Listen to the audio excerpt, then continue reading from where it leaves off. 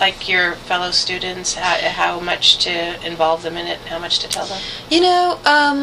Not really. I know that breast cancer affects pretty much everybody. I don't want to say everybody, but it's so it's so common that I thought it was really important to talk with everyone about it, because at some point either you're affected or your family member or loved ones are affected. So I didn't have a problem with talking about it. I talked about it all the time. I think the hardest thing for me was telling my mom about it. it was way harder for her than it was for me. Yeah. So that was pretty. Because I think moms go through. They probably make that leap to guilt. I don't know. My other friend, her mother was a breast cancer survivor, and then Katie got 1.5 years later. So, her mom thinking, what did I hand off to my daughter? Yeah. And dealing with that. And plus the natural order of things is, parents outlive their children and all that. Yeah. And so you were trying to deal with, did you continue through school with all your treatments? No, I didn't. Okay. What I did is, when I was diagnosed, I was midway through the fall semester of school.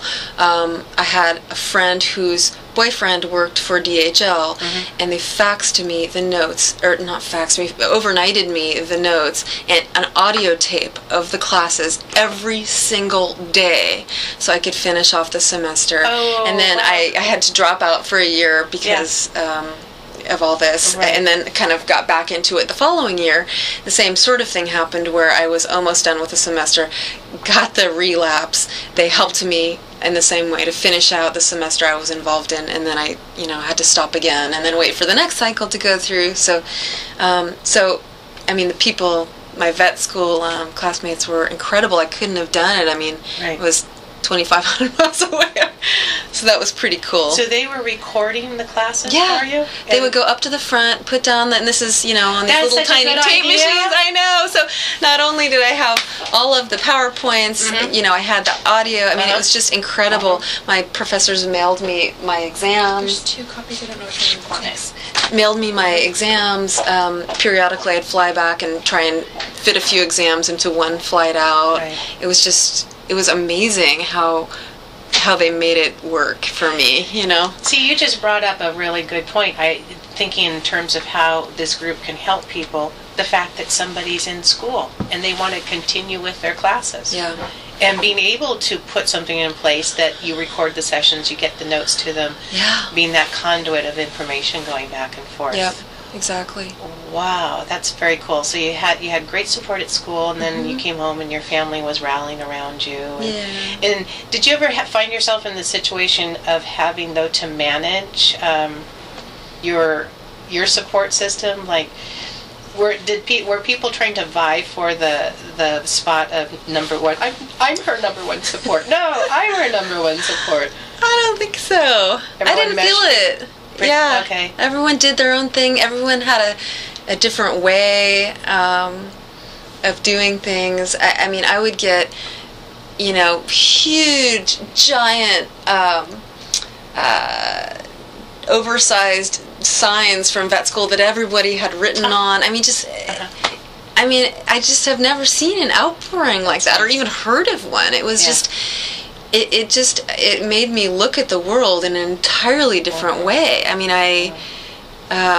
It was just miraculous how much people kind of poured forth. Right, and so not necessarily having somebody sitting in front of you doing things for you, just they were making you aware of the fact that they're thinking about you. Yeah, and it was so nice. They'd mail you these things, and when you're feeling well enough, you open them and you look at them, and nobody expected any. They knew I was too sick to get back to them. That they weren't gonna get thank you notes and calls. But they didn't care. They just kept pouring all this love out to me. It was really cool. It's really cool. Were there? On the flip side, were there any sort of awkward things people did that, an example, one of my people, she got a phone call saying, I understand you've been diagnosed, how long do you have? Oh, you're kidding? No. That's awful. Were there stupid things that people said to you? Well, the stupidest things were from people I didn't know. Like you'd walk into a grocery store, bald with your leather jacket, and people thought you were, from the KKK or something. You know what I mean? Like, people would glare at you. It was off. You walk into a hospital like that, and everybody's smiling at you, and you walk into a grocery store, and people think you're the devil. So, I mean, it's a little bit disturbing, but mostly funny. And I got kicked out of, my sister had taken me to a bar and grill in Los Gatos, and I had this really cool thing that I think I got it from the American Cancer Society catalog, but they make these little hair pieces, these little sort of strips that hair come off of with Velcro on them, and you can kind of Velcro them onto the inside of a hat. Oh, so it looks like you had. Yeah. Yes. So basically you're wearing a ball hat or, whatever kind of hat, and you just Velcro on where you want it to come down. So, I had painted on my eyebrows that day and whatever, and tried to go out and be normal, and I got kicked out of a bar for wearing a hat. Said, we need you to take off. I'm dressed nicely. I'm not... I'm acting normally, and we need you to leave. You have, or you have to take off your hat. And I said, I'm not going to take off my hat. What do what's the problem? And they got really, really up in arms about it, and it ended up kicking me out. So, I just went somewhere else and blew it off. But I didn't know this till probably 10 years later. Apparently, the next day, my mom and dad went back and told them what they had done, and they never told me that they had done that. And what do you want to bet they... Can you believe it? I can't. That's sort of stunning to me that they would do that. Yeah, I mean, obviously they had no idea, but it was, it was my cover. So, plus I got to be blonde for a while, which was fun. You can kind of play around with these things and all sorts of different hair. Right. Yeah, exactly. Make the most of it. And I like that you use it, painting your eyebrows on and stuff. That's one... Yeah, I got involved with this Look Good, Feel Better thing that they have. Yes. So it was really cool. They send these makeup people out, and they show you how to do, because you look weird without eyelashes and stuff. Yeah. So they teach you how to do that stuff, and they give you all this free stuff. I mean, it was so fun. What were the tips? So, what are the tips around you don't have eyelashes? Did you wear false eyelashes, or are there just certain ways you color it?